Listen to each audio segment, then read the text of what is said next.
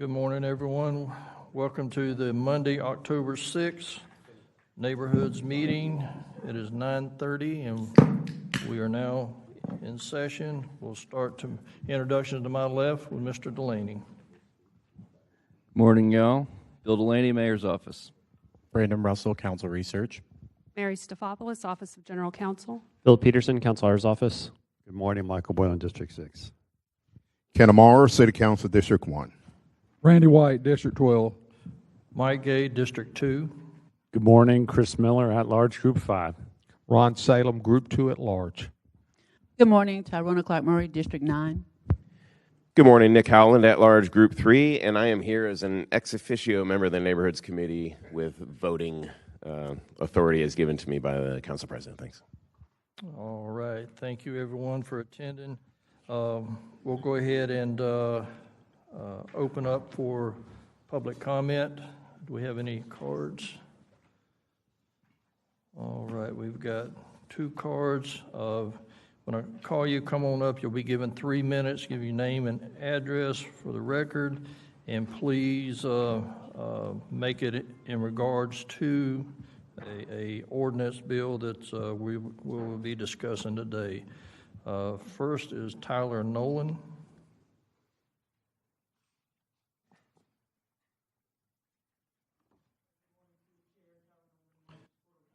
That microphone is not on. Let's see. There we go. There we go. Okay. Tyler Nolan, Northeast Florida Regional Council, 40 East Adams Street, Jacksonville, Florida. Actually, with the staying pertaining to something on your agenda, I'm not going to go into my public comment card. You have the information there. You'll get an email regarding the upcoming training that we have, and we'll be sending it to you all. So I appreciate your time. Thank you. All right. Thank you, sir. Next will be Christy King.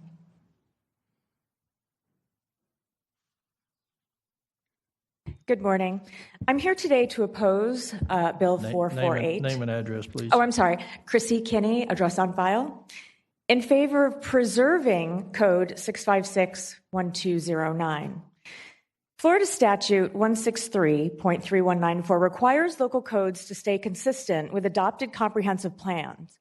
The plan's conservation and coastal management element must require mitigation and landscaping for all developments. Weakening these rules risks state administrative challenge and judicial invalidation. So I ask, does relaxing 656-1209 violate Jacksonville's must require environmental mandates in the 2045 comprehensive plan? Current law also applies the same standards to all projects. Exempting certain public or commercial parcels creates a disparate class with no demonstrated health or safety justification, potentially violating Florida Constitution equal protection provisions. What rational basis supports treating public agency projects in this bill differently from private developments under identical conditions? Zoning Code 656-401-404 requires buffers to protect residents from industrial impacts. Administrative approval without landscaping creates predictable nuisance and safety conflicts, contradicting those mandatory compatibility provisions. How will residential and mixed-use approvals in industrial areas, specifically with Live Local, stay compatible without required landscaping and buffers? FEMA, CRS, and funding exposure. CRS scoring directly rewards local vegetation and runoff control ordinances. Fewer points means higher flood insurance premiums and weaker eligibility for federal BRIC and resilience grants, creating citywide fiscal impacts. Both state laws preempt stricter local and density rules, zoning and density rules. Once weakened, local ordinances may be locked at the relaxed standard, opposing the city to preemption litigation if it tries to tighten it later. Senate Bill 180, in combination with the Live Local Act, is a no-takesy-backsy. If these relaxations pass now, in combination, they will prevent Jacksonville from reinstating stronger local standards before October 27, but with the understanding also that there's a 2-year multiplier for each named storm thereafter. This could kind of run into perpetuity. Won't ever be able to change. So my position here today, and I could go on with Harris Act and lots of other things, but Who wants to live in a city without trees anyway, without shade, without breath of green between concrete? Nobody. And yet that's exactly what happens when we gut the very code that keeps Jacksonville livable. Developers and investors should be the first to defend this because a healthy, beautiful city is the best business model there is. Thank you. Thank you. Next, we got Mr. John J. Nooney, and please speak in reference to a bill. Hello, I am John J. Nooney, Jacksonville City Council Resolution 2023-0819, 8356 Bascom Road. B as in billionaire, A as in astronaut, S as in space, C as in cinema, O, Oscar, M, movie. We're making a movie. Okay, we got Ed, Rambo, Randolph, Gregory, J. Sub Grant, Todd, Red Carpet, Rubin. Okay, I'll be touching on agenda items 1, 2, 4, 5, 8, 9, 11, 12, 13, 15, 16, 18. Also seeking a neighborhoods resolution recognizing Nooney's efforts in advancing the FINE, that's the Florida Inland Navigation District, potential land acquisition projects. 158833-00. 0 Boylan, 134059-000, that's Amero, and 1370444-0000 Carico, that would benefit all the citizens of Duval County, Jacksonville. Okay, agenda item 5, just 2025-0600. Okay, that's the penalty. We're going to go from $3 to $5. Okay, here's one. Okay, number 8, resolution. Okay, 2025-0693. It's a J bill. Okay, we're going to change the name of JAA, Jacksonville Aviation Authority, and we're going to be calling it and changing it to the JAAA. So we want that AAA rating. It's going to be the Jacksonville Aviation Aerospace Authority. I'm in. I mean, let's go to space. All right, number 9, 2025-0695, just down to a minute. Now that's another J bill. Now we're going to amend the city charter so that the school board can hire their own GC, general counsel. Now, who will then be independent of the city of Jacksonville. Now, that's awesome, because then we can just sue the city for a $100 million jury settlement trial. I'll tell you, our waterways is horrible. And, so anyway, we got Duval Doge tomorrow, 11 o'clock. And here I am. Listen, right here. I've been to the school board, 23, 24. And you know what? Open our waterways. Because now if we can't do it in Jacksonville, we can do it with the school board and tell the world, to visit Jacksonville. All right. Thank you all for listening. All right, thank you. All right, we'll go ahead and run through our agenda over our action items. Item number 1, 2024-0966 will be deferred at the request of Council President Carico. Item 2, 2025-0361 will be deferred at the request of Councilmember White. Item number 3, 2025-0448 will be deferred at the request of Councilmember White.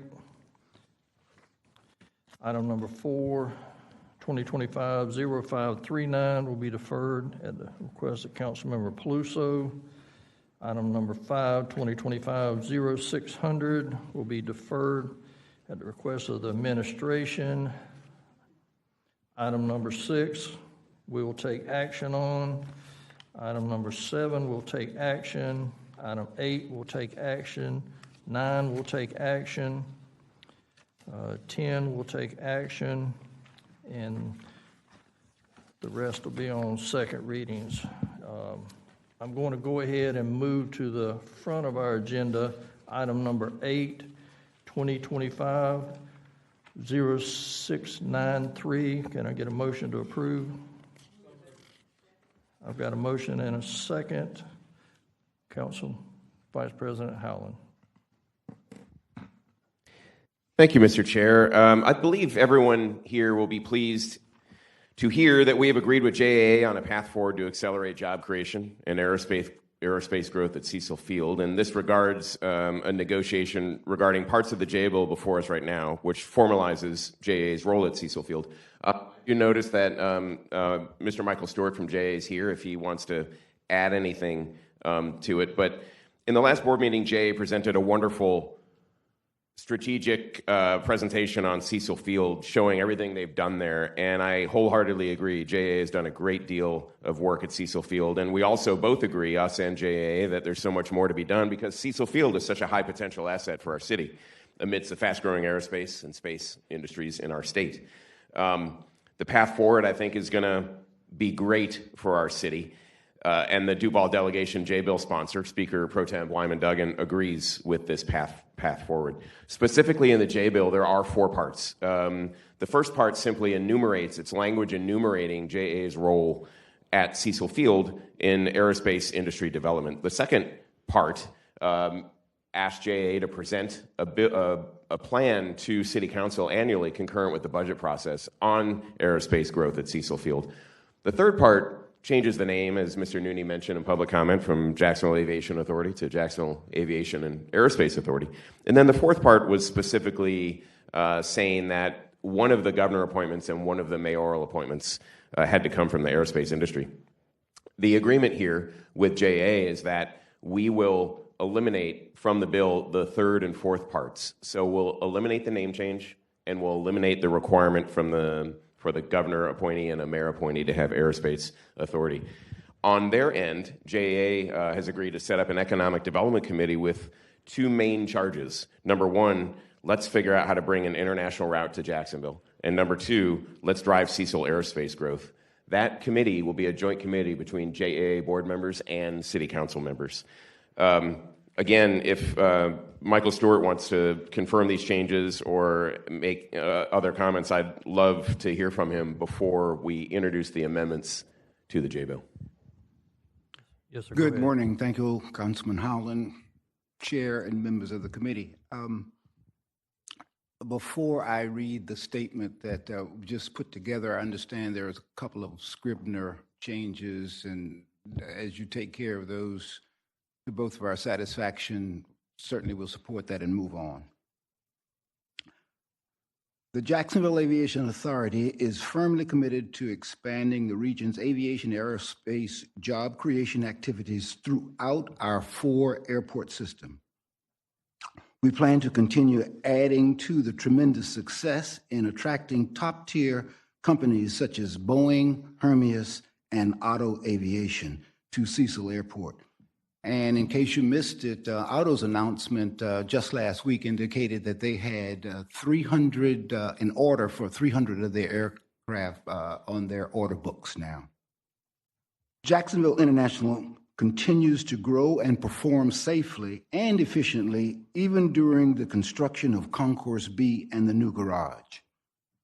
Jacksonville Executive at Craig has emerged as an economic engine with the development of Amazon and other diverse aviation tenants.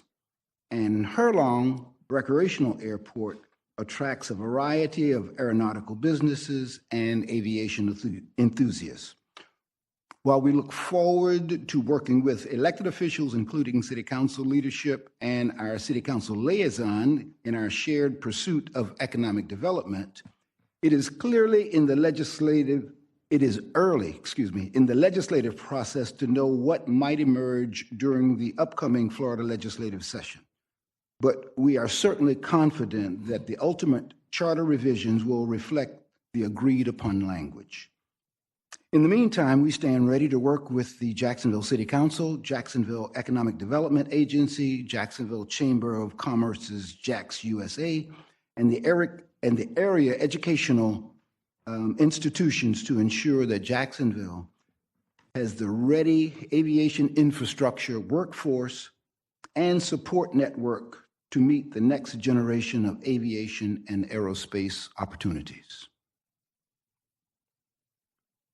Thank you. Sir. Mr. Chair, thank you. Mr. Stewart, really appreciate that. Wonderful comments. The spirit of cooperation in the last 4 or 5 days and the clear intent of the airport leadership to work together for the betterment of our community has been very much appreciated. And I so look forward to working with JAA and working to develop Cecil as an aerospace hub. Sir, thank you so much. Thank you. All right, then, if I may, can I move the amendments, Mr. Chair? All right. Well, I'll first move to strike the language concerning the name change and the requirement for the governor and mayoral appointees to have aerospace industry experience. I move that amendment. I've got a, Yeah, scratch those two. okay, so I've got a motion and a second on the amendment. Any discussion? You on the amendment? Go ahead, Dr. Salem. Thank you, Mr. Chair. Just in general, I'm looking around the room, and I was on finance along with, we had some very contentious discussions several weeks ago, and I'm just pleased that those discussions have eventually led to the position we are in today, because and I commend the airport board, and I commend Councilmember Howland for having those discussions and coming to a point today where we're all holding hands and moving this process forward. I'm just tickled to death that's where we are today. Thank you. All right, thank you. Councilman Amaro on the amendment. On the amendment, thank you, Mr. Chair. Very quickly, I really want to concur with some of the things that Councilman Salem just said. And at the outset, Councilman Howland had one objective, and that is to open the opportunities at Cecil Field. And it seems like we're moving in that direction. The airport has its hands full, but clearly in the comments that were made this morning, they're committed to expanding Cecil Field, which is a very valuable asset in our community. So thank you for the work that's been done. All right, I have no other speakers in the queue, so I've got a motion and a second on the amendment. All in favor of the amendment say aye. Aye. Aye. Any opposed likewise? Okay. Well, before we do, would you mind if I do two more amendments? Oh. Thank you, Mr. Chair.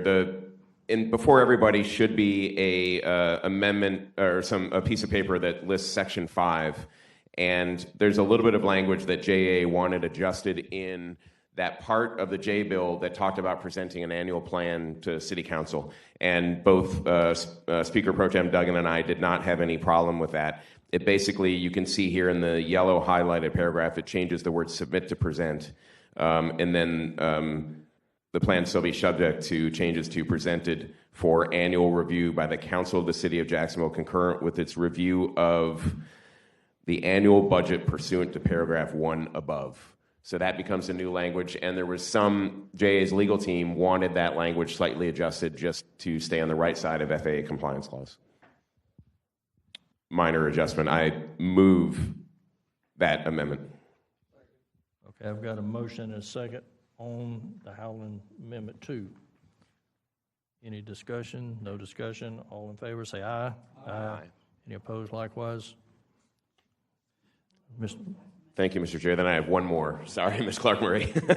On the second page of your handout, this is an interesting one. This was not part of the negotiations, but JAA indicated that since the charter would be open, they would love to adjust the procurement thresholds that have been set for them since 2004.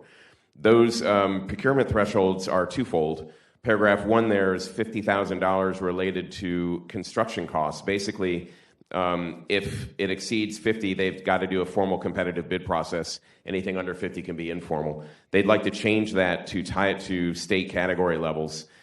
The category 5 is $365,000, so it's going from 50 to 365 for construction purposes. On section 2, I apologize, Council Vice President Howland. So category 5 under 287.017 is $325,000. Oh, $325. Sorry. Yeah, I messed up because category 3 in the next one, which relates to supplies, is $65,000. Yeah, so the top one is $325. The bottom one is $65. Similar thresholds from the city, although the city is about 10 times bigger than JAA. are 500 for construction and 150 for supplies. This seems reasonable to me.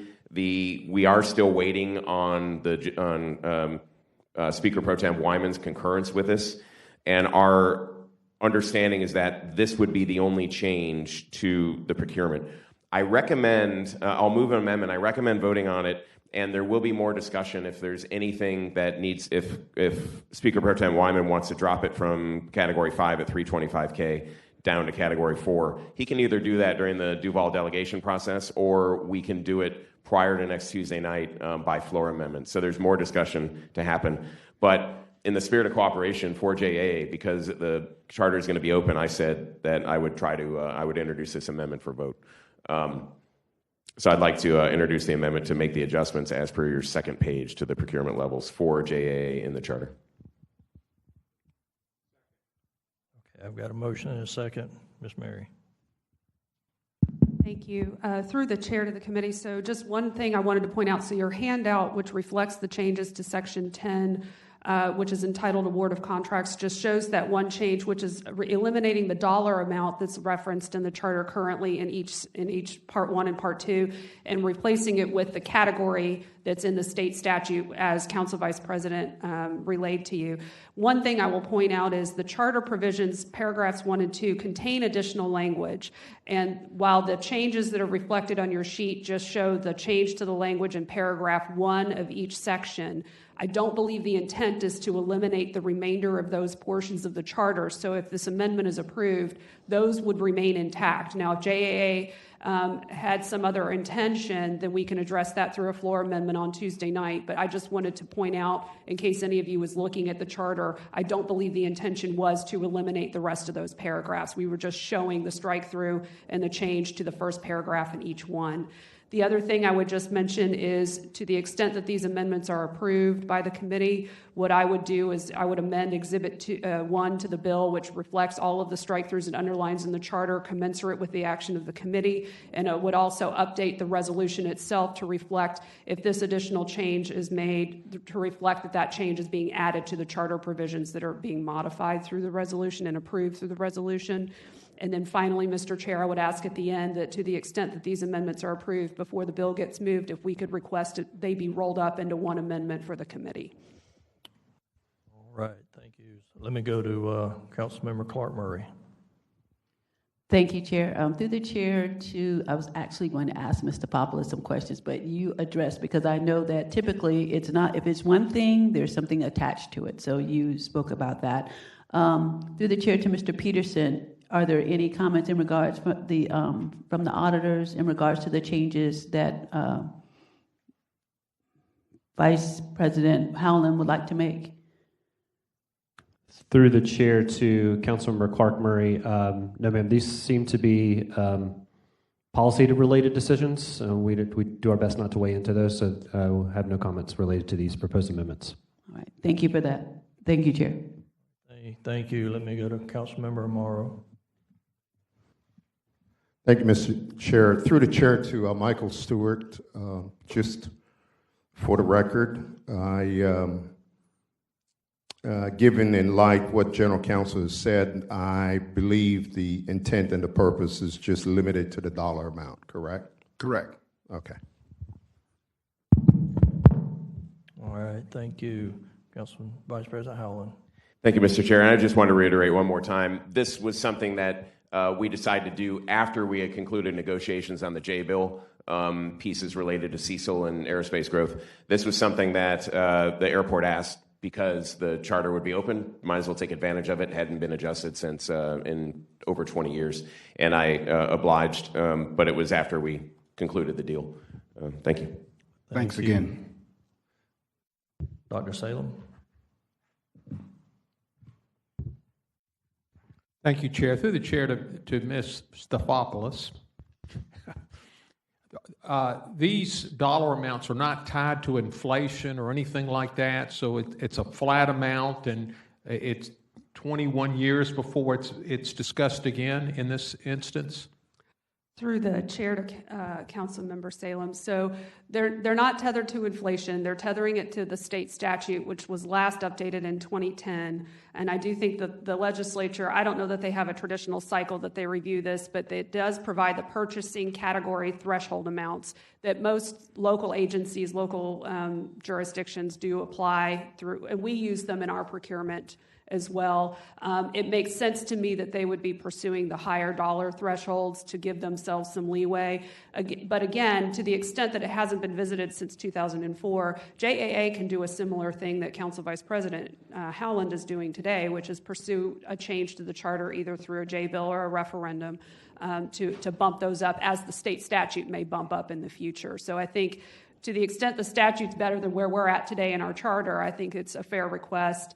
As well, I know Council Vice President Howland feels it's a fair request, but the statute, I think, in the sense that it hasn't been updated since 2010, it lags a bit, but I do think the legislature does tend to bump pretty significantly when they do revisit that statute, recognizing inflation as a factor. Through the chair, but if the legislature does that, it would still take another J bill to get this dollar amount increased to the state legislature's dollar amount. Correct? Well, so in the sense of the language that's being proposed here, no, because they're referencing as it may be amended from time to time. So they didn't reference the dollar amount in this, they referenced the category. So if they bump the category in the statute, then they would bump commensurate with that category adjustment by the state. Perfect. I'm just trying to keep the J bills in the future for something like this, and it sounds like we've addressed that through this legislation. And thank you for that. Okay. Thank you. Thank you, Chair. All right, thank you. Let's go to Councilman Amaro. Thank you, Mr. Chair. Just very quickly, I'm going to support the amendment. It's the wisdom that they see the opportunity to take the handcuffs off that has been there for 21 years. And so this just seemed very logical and practical to me, to allow them that latitude to where they can now, instead of having to get requests every 50,000, they have some latitude. And so I'm going to support this. I think it's a good move. I think it's a great opportunity that they saw this opportunity and captured it for this significant change. No other speakers, so we've got a motion and a second on this amendment on the floor now. So all in favor say aye. Aye. Any opposed likewise? So, all right, so the amendment has been approved, so. Yes. Roll them up. So I've got a motion and a second to approve 2025-0693. And Colonel Miller. Thank you, Mr. Chair. Through the chair, I just wanted to be added as a co-sponsor, and also I wanted to thank all the parties and Michael Stewart on behalf of JAA and Councilman Howland and others involved here, State Rep Wyman Duggan, who I spoke with about this as well, and was very happy to see everyone work together to get to a place that everyone could be comfortable with. Originally, a little bit of a rocky start. I hope this has set the conditions or the precedent for how we do things in the future, that we get together and work through things. We don't play this out in the press or any other ways that we may feel pulled or inclined to do, but as we saw here, when we get together and work it out, you can find a good way forward. And so I just want to thank all parties, Mr. Stewart and company and the board, for being willing to do this and work together. And you see it right here with this language, these language changes. Cecil Field is just going to blow up in the aerospace space industry. And who better to oversee all of that growth and development officially, so everyone in Northeast Florida and beyond knows who they go to when they have a matter that they want to be part of, for companies that want to relocate here, establish a presence, or expand in Northeast Florida at Cecil Airfield. This just all makes sense to me. So again, I thank all the parties for all the hard work that went into this and the willingness to, in some cases, compromise so that we could all move forward. So again, thank you all. Thanks, Mr. Chair. All right, thank you. Let's go to Councilmember Boylan. Thank you, Mr. Chair. Just a request of Mr. Stefopoulos or Mr. Peterson. Given the nature of the amendments, I would love to see a red line of this bill for the Rules Committee, at the very least, a clearly enunciated amendment sheet on it for rules when we get there. Because I think that's an awful lot added to the pile, and I want to make sure you feel confident about it, and I do in my voting support of this. Through the chair to Mr. Councilmember, Council Vice President Howland, I was at the Finance Committee where you were fairly specific as to how you wanted to see the redirection of funds. Could you tell me how you landed to where we are, and your comfort level with what evolved out through that conversation? You mentioned early on in your conversation about a group that's going to be focusing on this work. Can you speak to that for me additionally, into your comfort level as to how you felt that satisfied your Rich? Yes, sir, through the chair. Yeah, I'm really excited. I mean, the two deletions and the slight adjustment we're making to the language in the J bill comes in return for JAA now and have always been, wanting to grow Cecil, but now establishing a joint economic development committee, and I'm thrilled with that. The budget amendments that we did during the budget hearing are what they are. And if there's any issues with those in the future, they'll be resolved at a later date, and they could always be adjusted as that economic development committee meets to determine what is the best path forward for growing airspaces. And that was my point, to make certain that there's some flexibility. We gave some direction in terms of that, which we have the capacity to do, but at the same time, if they come back and give us some compelling reasons, Mr. Stewart, if you want to speak to that as well, first, the redirecting those funds in a different path, that makes sense. And through the chair, Mr. Stewart, your response from the board, et cetera, with respect to, the policy direction that we provided with respect to investment. Well, with respect to aerospace development, just like aviation development, it's something that we constantly look at. We are approached by developers and aerospace contractors and businesses from all over the world. Obviously, not every project is a fit for us. So we will continue that process and be working with the committee to try and define other areas to attract to Cecil Airport. Thank you, Mr. Chair. Actually, if I might add one more thing, Mr. Chair, to that. Sorry about that. When we're in the room, Mr. Stewart, Mr. Reed, myself, new chair of JAA, David Hodges, and the chamber, and some other folks, we actually, after we concluded the negotiations on the J bill, we started to talk about opportunities, and there was real tangible tactical opportunities we could take that could help immediately bring some auto subcomponent suppliers and others to Cecil Field, given the new 300 jet order. We also talked about potential land exchange. There's the Cecil Commerce Center in the city, which owns some land. The airport owns others, and we talked about potentially switching out land, which could create an opportunity to attract more aerospace companies to Cecil Field itself. So once we concluded that negotiation, we started to do committee work almost, and it was really exciting to hear the potential that we have at Cecil Field. Thanks. All right, thank you. Councilman Amaro.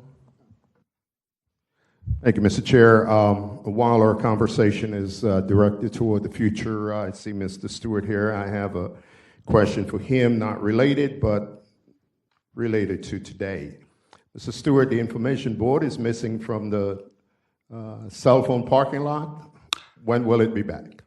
Well, that, through the chair, Mr. Merrill, that was technology that was about 15 years old. Maintaining it and upgrading it was a significant cost. We looked at, most of us have cell phones, iPads, and other pieces of equipment that track aviation flights, departures, delays, and what have you. And right now we are seeing how that will work with respect to having that sign up and maintaining it in the, that's what we call the cell waiting line.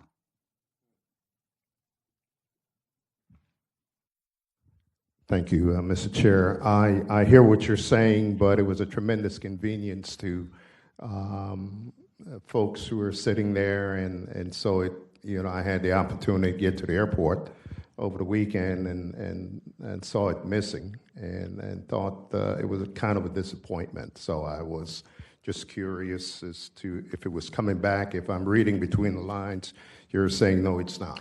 There's no plan right now, but I will take that back and we can discuss that. All right, thank you. No other speakers in the queue. I'd like to be added as a co-sponsor as well on this. So with that, I've got a motion and a second to approve the bill as with them rolled up as one amendment. So we'll go ahead and open the ballot and record your vote.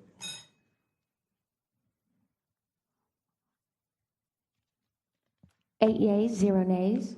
By your action, you've approved 2025-0693.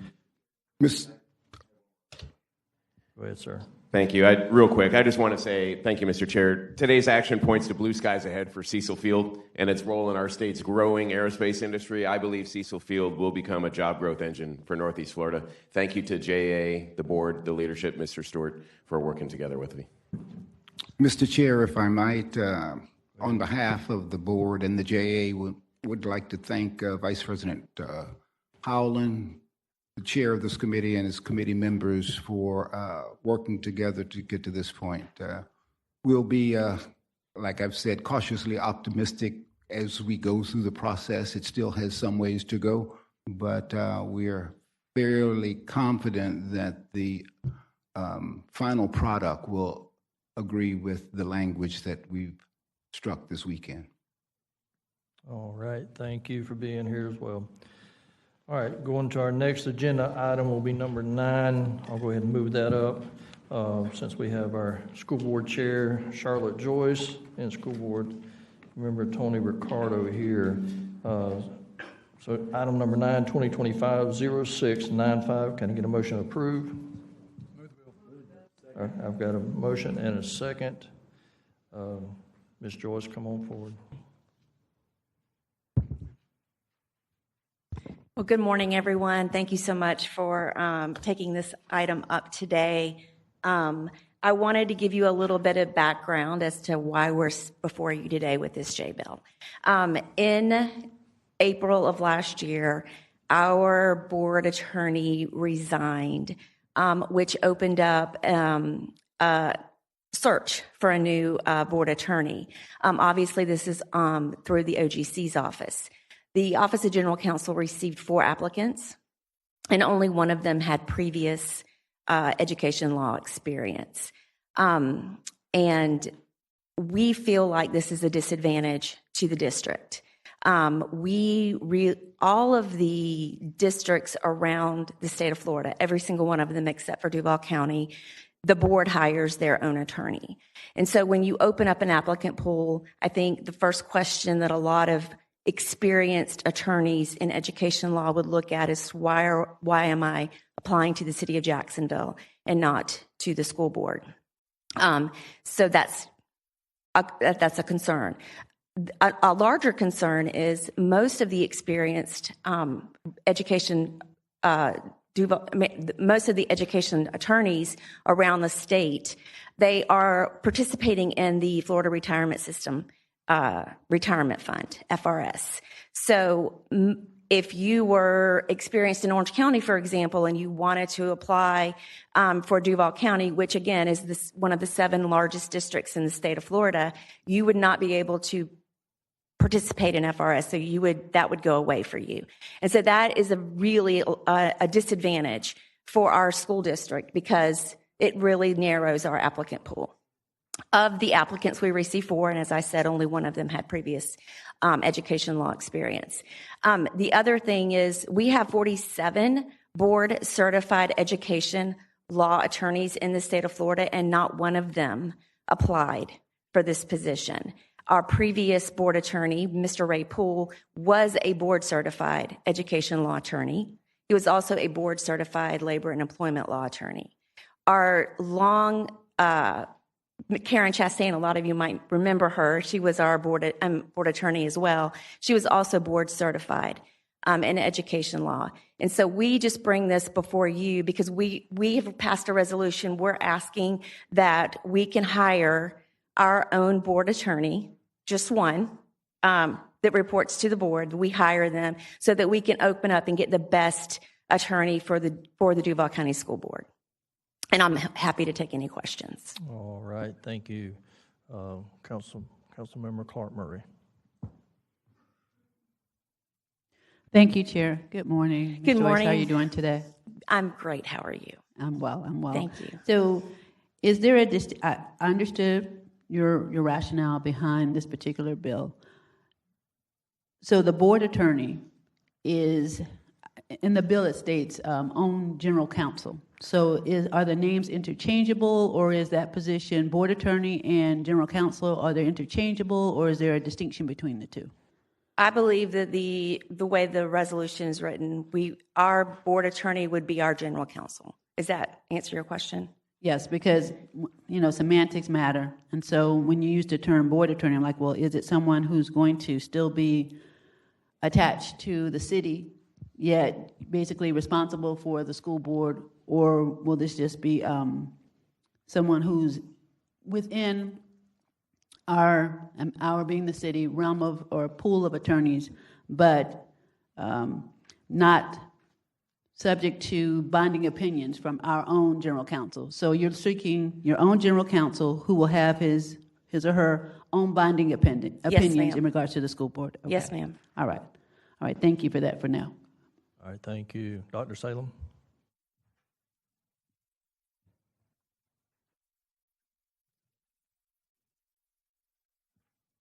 Thank you, Chair. I struggled with this bill early on in the process because I'm a big believer in our charter and did not want to do anything in my mind that broke apart the charter. But the more I learned about this bill and the fact that the school board, we don't see their budget. Right. As we go through the finance process, they are a separate entity. And I think the FRS issue that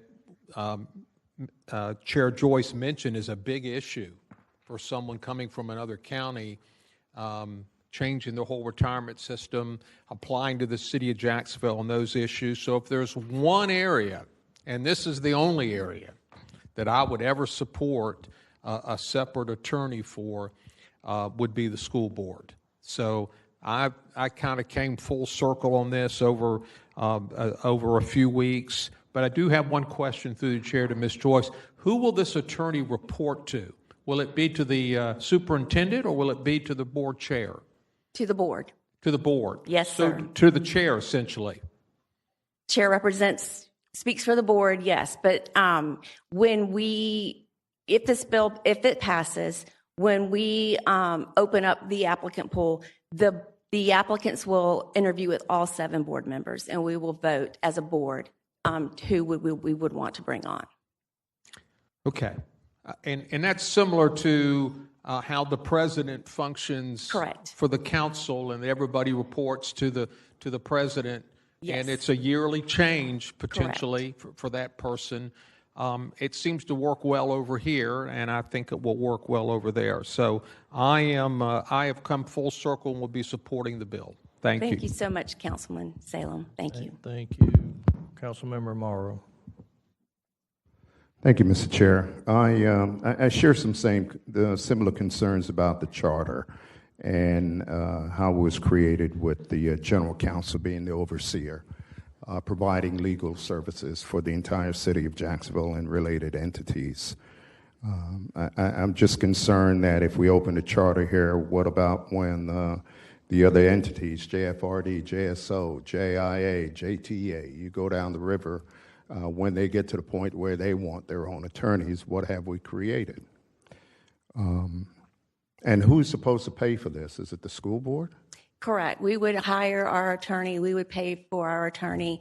But I would say what makes the school board different than the other agencies that you just mentioned is that we are the only agency that the city council does not approve our budget. We are separate in that respect. But the charter, through the chair, declares that legal services, regardless of the budgetary approval process, will be provided through the Office of General Counsel. And we would still maintain that relationship with the Office of General Counsel. We're only asking that we have the ability to hire our own general counsel. We would still use the Office of General Counsel for our other legal services.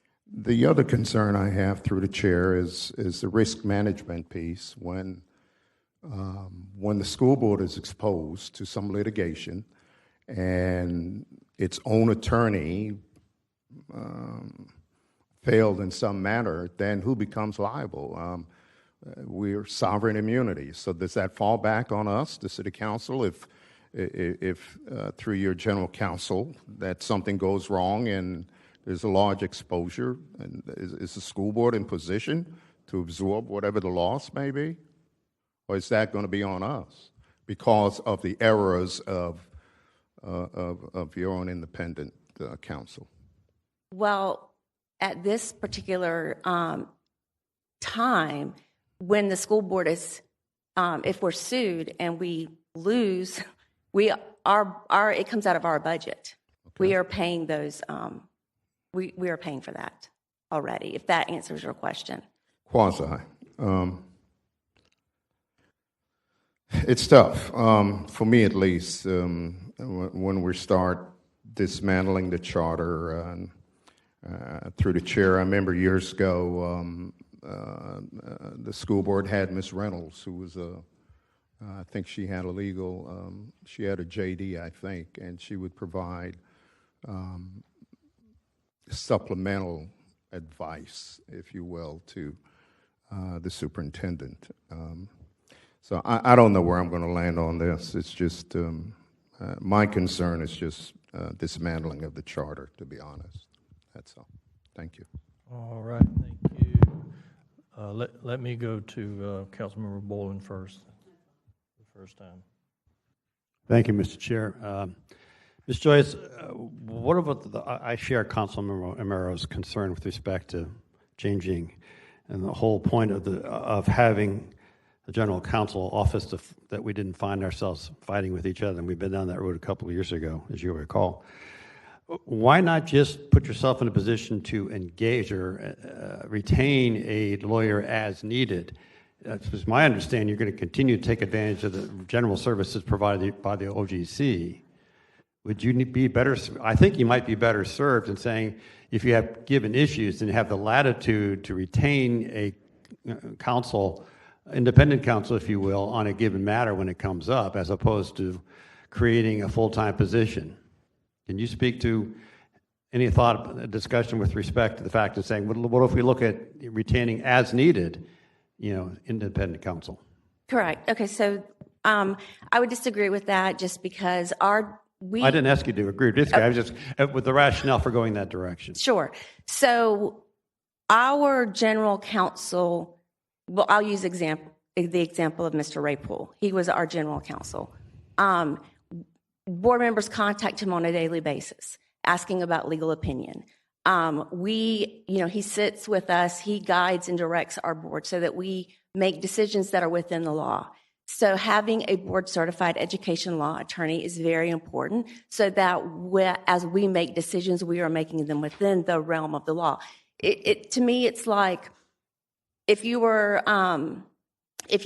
had an issue with your house and you needed a construction attorney to do the work for you, you wouldn't go hire a family law attorney to do that work. We are really specific in the work that we do, and we are requesting the best applicant pool possible. And we believe that we can only get that if we hire that that general counsel ourselves. Mr. Chair, if I may call up Mr. Fackler.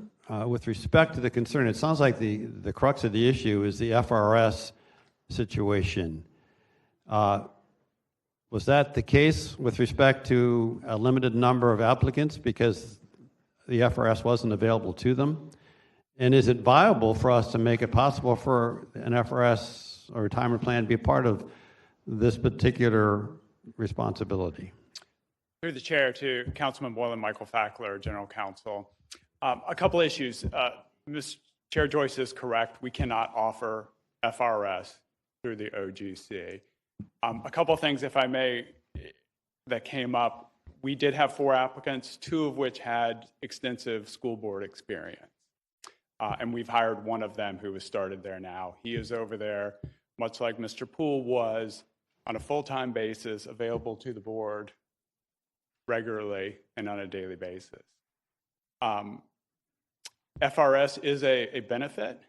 I would also say, in my experience with local government, another benefit to the applicant pool is having people report to an attorney instead of to an elected board. Those can switch if there's a decision that is not politically popular but correct legally. That position can switch, the board can switch. It can be a difficult position for an attorney to be in.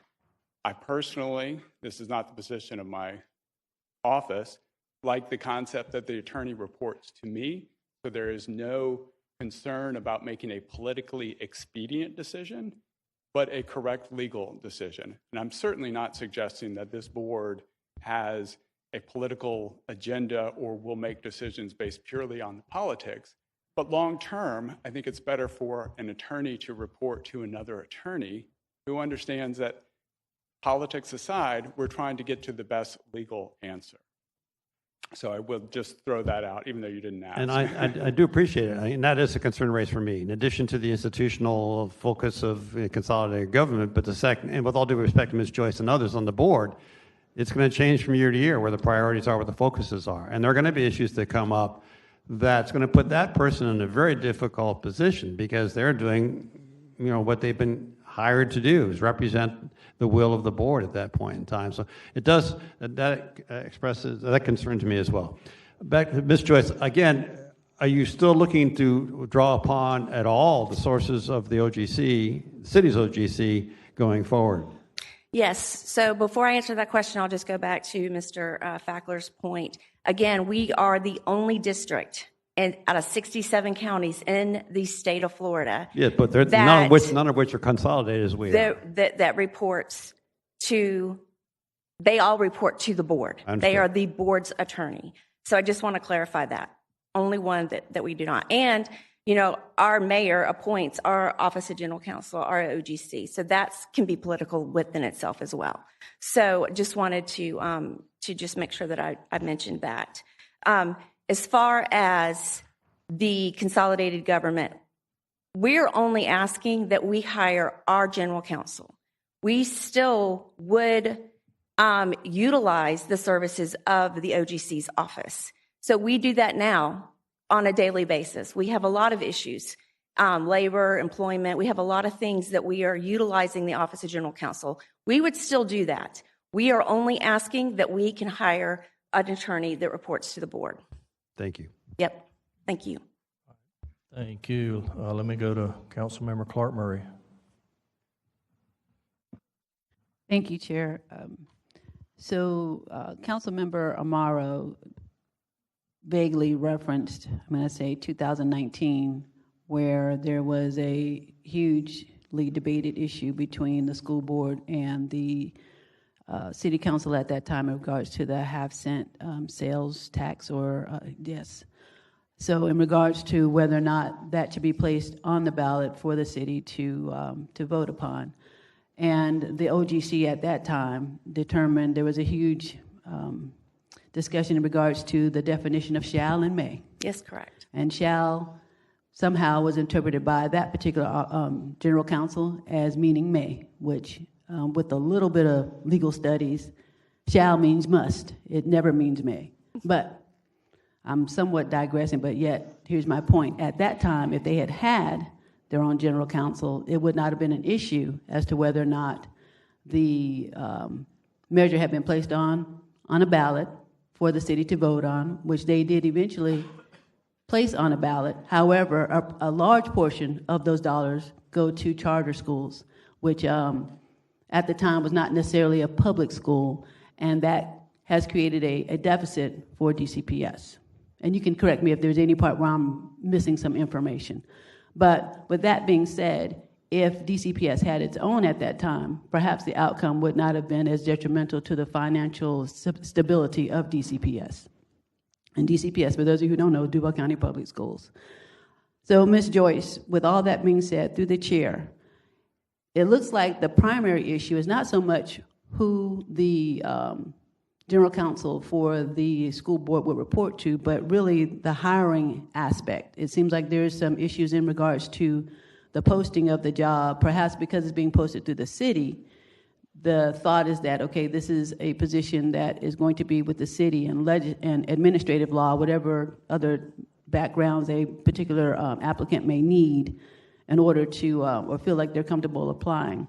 So is DCPS also putting out any information in regards to the applicant pool? Are you also advertising this particular position through DCPS? Are you able to do that, or will this allow you to do that as well? We did not do that. We were not able to do that because of the structure now. If this bill goes through and we change the charter, then we would be able to advertise it in the future. And I would like to just reference the court case that you were just speaking to. It's in our resolution. It's also in your resolution before you. Duval County School Board, City of Jacksonville, case number 2019 CA 6561, 4th Judicial Circuit, Duval County, Florida.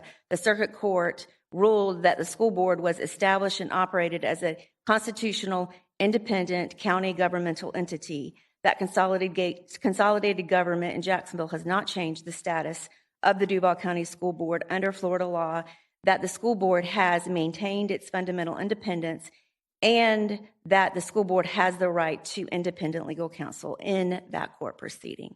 And I just wanted to reference that for you. Thank you. So through the chair to Ms. Joyce, I'm glad that I mentioned it, because that opened the door for you to talk about the findings in that particular case. So I'm thinking that as much as through the chair to Councilmember, or just referencing Councilmember Boylan, I think he brings some very good points. But those are also conditionals and hypotheticals. What if? There are a lot of what ifs out there. So I think it would be beneficial for the school board to have its own general counsel per se.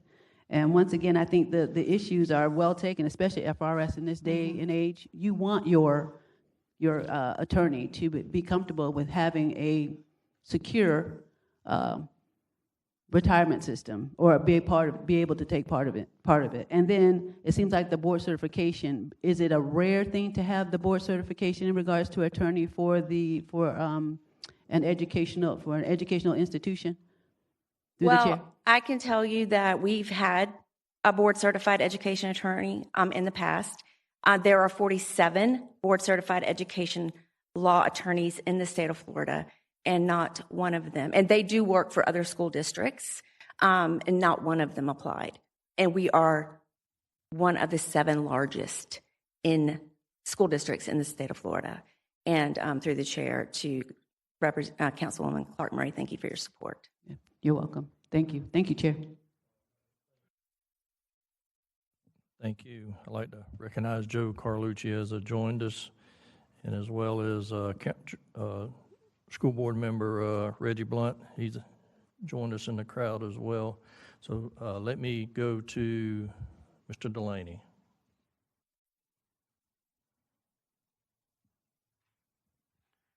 Thank you, Chair.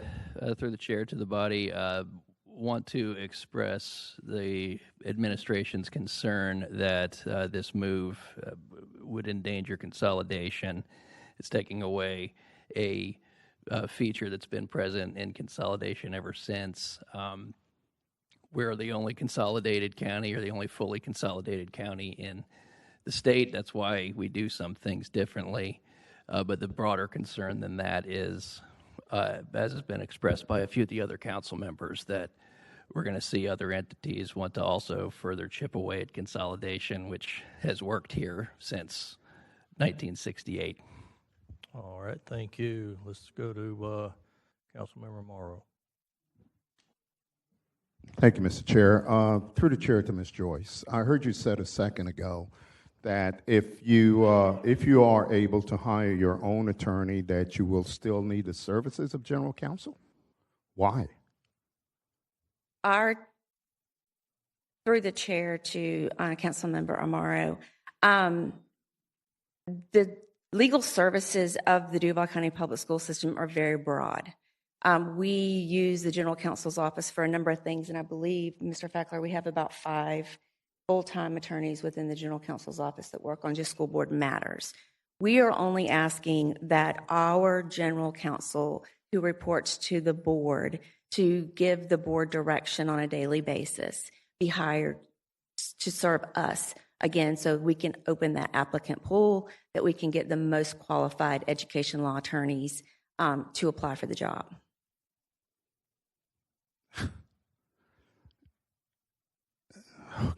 I'm a little puzzled because if you got your own attorney, why can't your own attorney cover all your needs?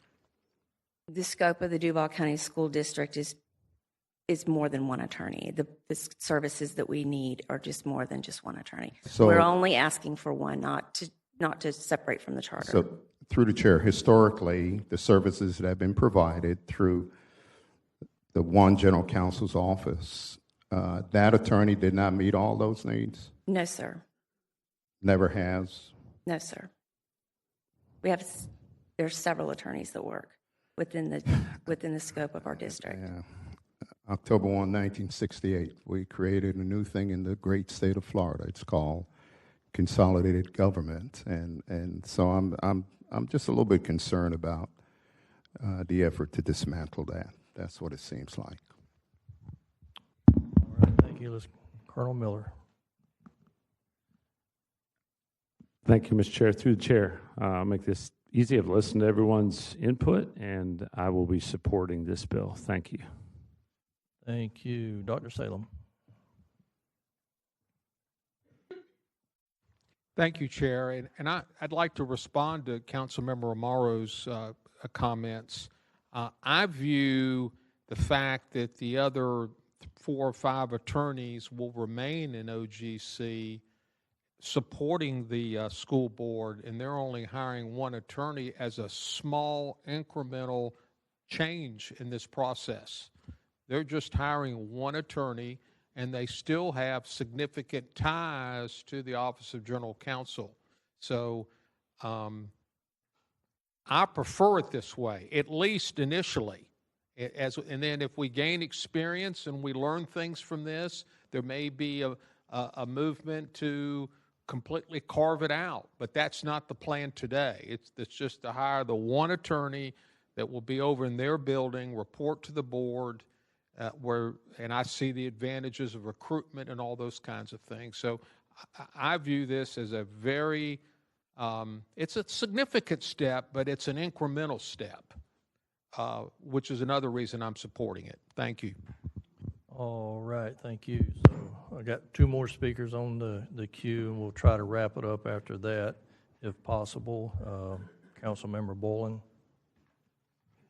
Thank you, Mr. Chair. It does raise a significant concern for me. If you've got OGC staff working and you've got someone who isn't part of that process, what if there's a disagreement between those lawyers and your lawyer in terms of a situation? I mean, I'm just raising that as a scenario that could possibly happen. And I'm still struggling with the prospect of why not have, within the context of your budget, the opportunity to retain a lawyer as needed for individual situations. It provides you the kind of independence you're looking for at the same time and getting the kind of expertise you need on that particular issue, as opposed to across the board hiring one person that's likely run in conflict in terms of policy and ideology, if you will, with respect to the OGC's office. Can you envision that scenario happening? And why not take a look at just saying, give us the opportunity to retain independent counsel as needed? So through the chair to Councilman Boylan, I think the major issue with that scenario is the cost to the district. If we hire an attorney, we would be able to pay a salary. If we don't and we just go out and just farm this out, it's going to be billable hours. It's going to, the cost difference to the district will be significant. So it'll actually save the district money if we do it this way. All right, Councilmember Morrow. Thank you, Mr. Chair. To Ms. Joyce, you have the latitude as the school board. You can create a position, you can title the position in such a manner, and without having to amend the city charter and yet get the services. Why then don't you guys want to follow that approach? You've got directors of facilities, you've got directors of curriculum, you've got all these different titles within the structure itself. Why can't you create a position within the structure that fulfill what the needs are without having to amend the charter? Through the chair to Council Member Amaro, we are asking that we want the most applicants. We want the best applicants. The way the structure is now, we're not getting that. And so we just want to be like the other districts in the state of Florida and have our own attorney that reports to the board. All right, so no other speakers in the queue, and I'll. Okay, I didn't know she was fixing to ask to speak. So a couple things I'll weigh on. I'll be supporting this. I think it's instrumental that this separate entity, the Duval County School Board, has the latitude to not be subject to opinions of an OGC that is not fully vested in what's of school board matters. So I think that is very critical. I'd like to be added as a co-sponsor. With that, I've got a motion and a second to approve. Open the ballot and cast your vote.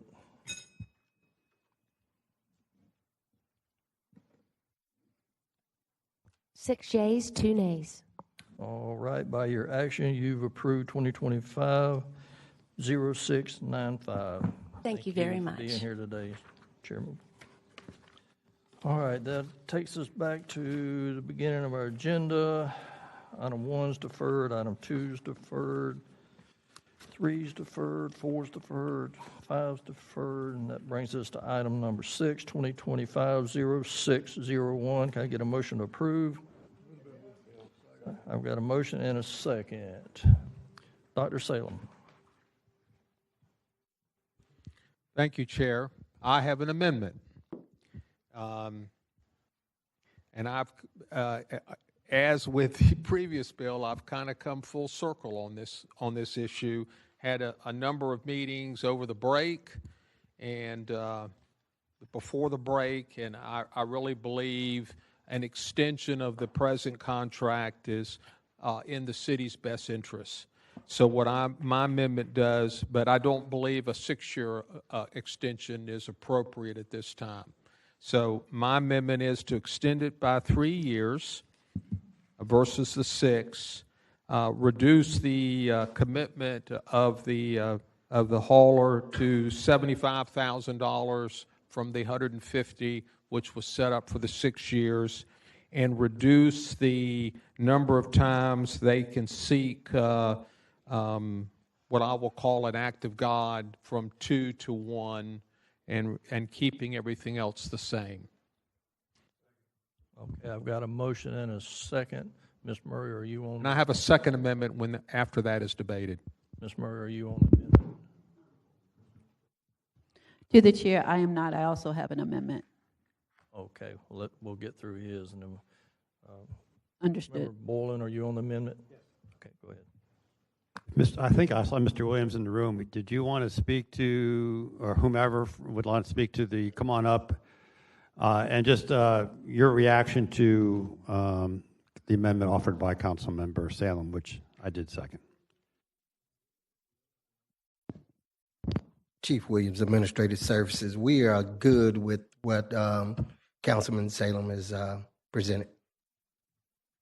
think it's a reasonable compromise, and I appreciate the administration's willingness to work on it. You and Jim, thank you both. Absolutely. All right, thank you, Ms. Murray. Or Ms. Murray, you on the amendment? Okay, okay, all right, Colonel Miller.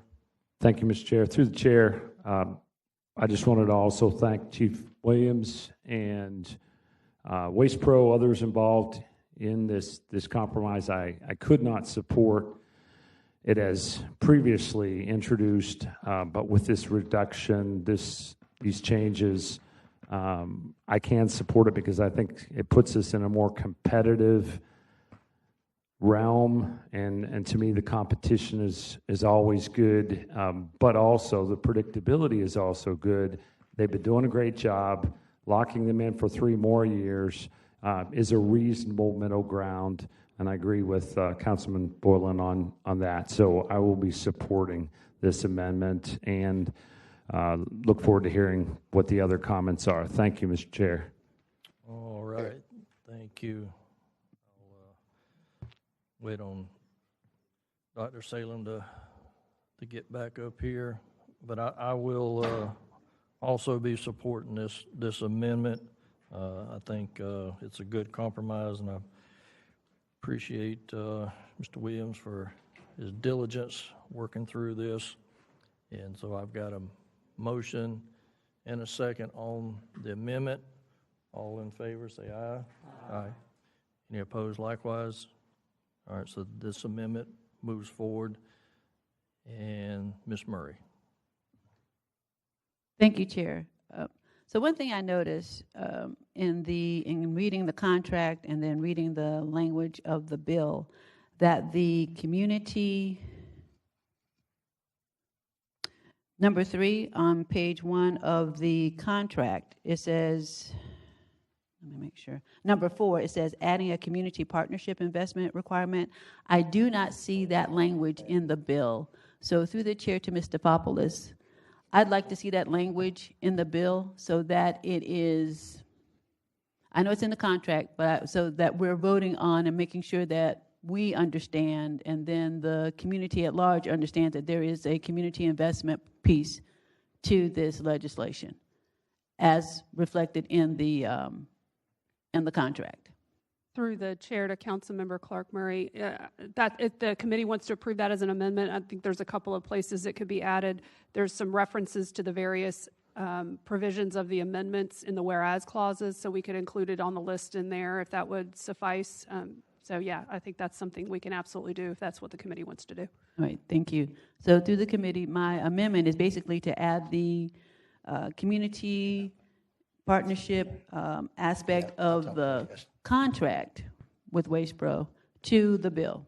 Just very simple. And once again, if you want to know exactly where this is written, in page 1, which is Exhibit 1 in the bill, it is the second whereas clause, and that's where that information is written. So I'm not adding anything to the agreement. I'm simply adding that language to the bill so that it's referenced, it's in a sense codified. And I just need a second. I don't know if, thank you. I've got a motion and a second. Mr. Williams, would you like to address that? My thought, I'm sorry, Chair, because I know I do have the floor. I would think that they don't have any issue with it because it's already in the, it's in their contract. So, but go ahead, Mr. Williams, through the chair. To answer Councilman Gay's question, we have no problem with it. All right, thank you. Dr. Salem. This is in reference to the $75,000, is that correct? Yes.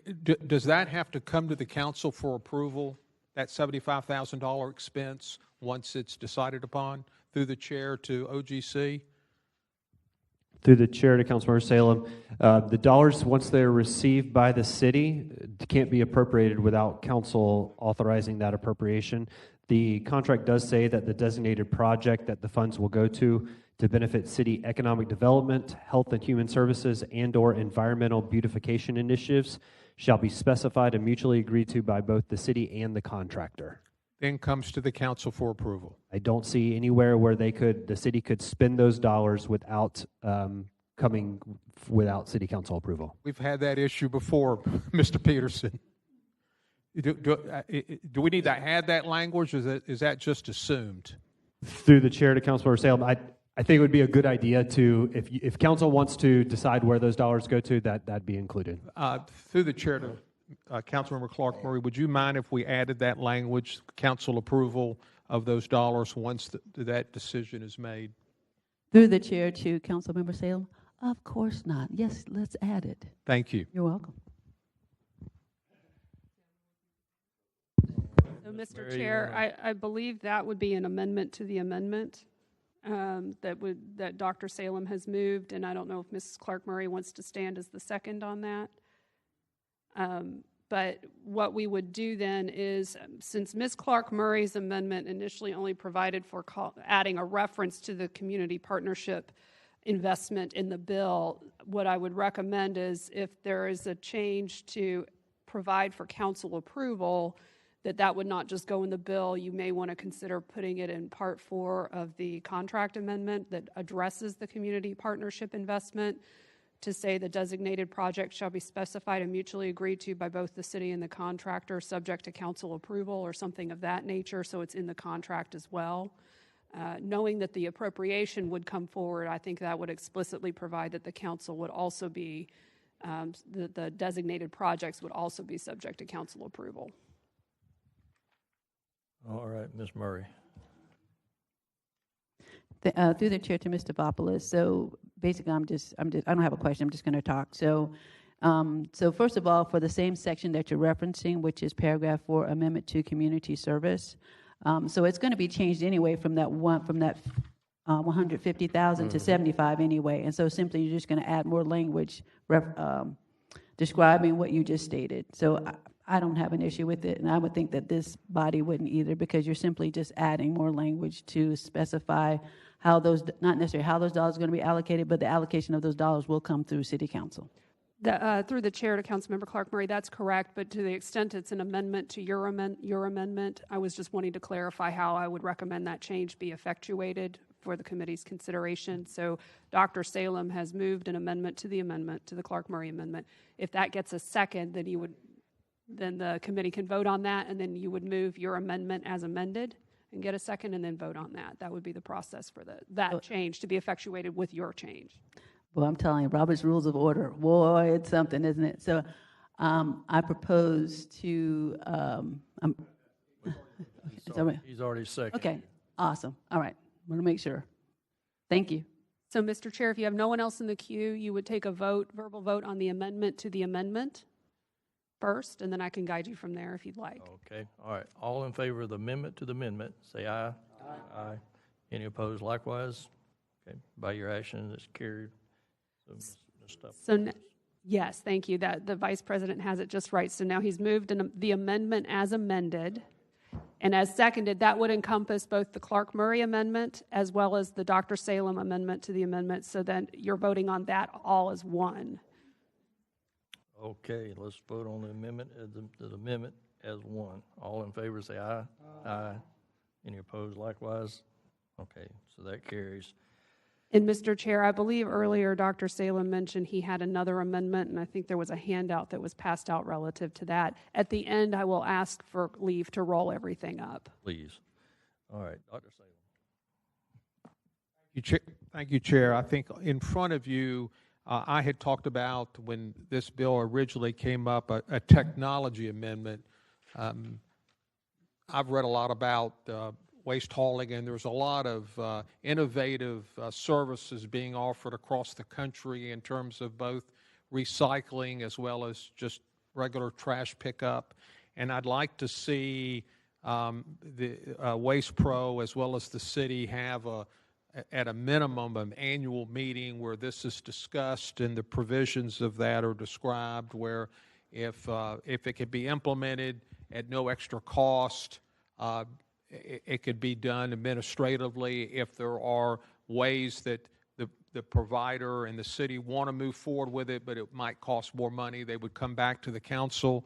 But I just think it It just gives us the opportunity to try to keep up with what's going on across the country and make sure that Jacksonville's on the cutting edge of waste. Thank you. All right, I've got a motion and a second on that. Any discussion? Mr. Peterson. Through the chair to the committee, I might make a suggestion to the language in that last sentence.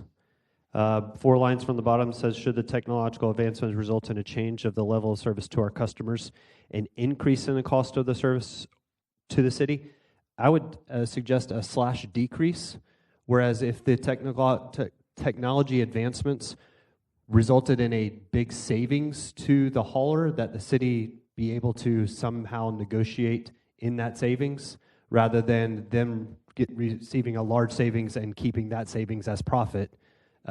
Just not saying that it would happen, but a possibility. All right, so, Ms. Mary, do we need to do that as an amendment to the amendment? Did we get a second on the Salem amendment to start? Yep. Okay, so yes, then that would be an amendment to the amendment, again, Mr. Chair, as we did before. All right. Colonel Miller. Thank you, Mr. Chair. Through the chair to Chief Williams. Have you seen this specific amendment and any concerns with it, if you have? None whatsoever. We actually gave it to him. Okay, thank you. Thank you very much. I didn't want to leave any. No, you had some input. Through the chair, I just didn't want to leave anything open or someone wondering, so thank you for closing that door. Absolutely. All right, thank you. So no other speakers in the queue. So on the amendment to the amendment. I believe you need a motion and a second on that first, Mr. Chair. Okay, so I've got a motion and a second on the amendment to the amendment. All in favor, say aye. Aye. Aye. Any opposed likewise? All right. So I've got a motion and a second on the amendment as amended. No speakers in the queue. All in favor say aye. Aye. Aye. Any opposed likewise? None. With that, we'll go ahead now. Can we roll those up, Mr. Chair? Please roll them up. So then that way you only need to call for a motion on the bill as amended. So I've got a motion and a second to approve the bill 2025-0601 as amended. Open the ballot and cast your vote.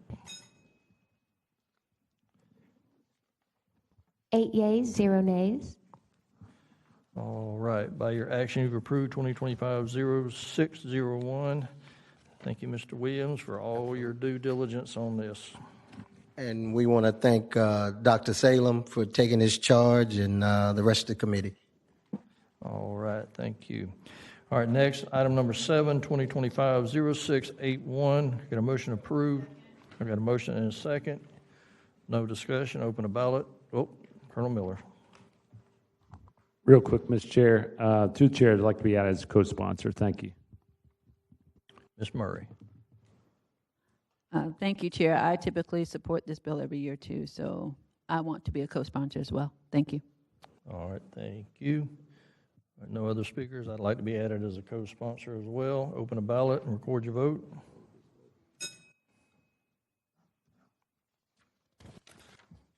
Eight yeas, 0 nays. All right, by your action, you've approved 2025-0681. Next item will be item number 10, 2025-0711. Okay, a motion to approve and amend. Mr. Peterson. Through the chair to the committee, the amendment would just designate the Office of Sports Entertainment as a contract monitor. The legislation was drafted with DIA being the contract monitor, but they have no relationship with the agreements related to the stadium construction, which Office of Sports Entertainment oversees. All right. Any discussion on the amendment? All in favor say aye. Aye. Aye. Any opposed likewise? None. I get a motion to approve the bill as amended. Second. Open a ballot, record your vote.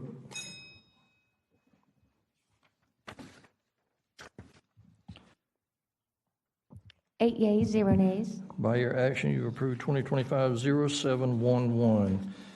The next items are on second. Item number 11, 2025-0727, 2025-0728, 2025-0731, 2025-0738, 2025-0739, 2025-0741, 2025-0742, 2025-0749. And with that, that brings us to the end of our agenda. Any items of discussion? None? Councilman Boylan, you're recognized. Thank you, Mr. Chair. Last week at the Jacksonville Area Legal Aid annual meeting, we as a council, we as a city were presented with a token of appreciation of the work that JALA is doing in partnership with the judicial system, the clerk of courts, Jewish Family Services United Way in their eviction diversion program. And I'd like to make a request of you, if I could, Mr. Chair, if at the next meeting on October the 20th, we provide JALA the opportunity to speak to the progress they've made in with their eviction diversion program, if you're open to that. All right, thank you.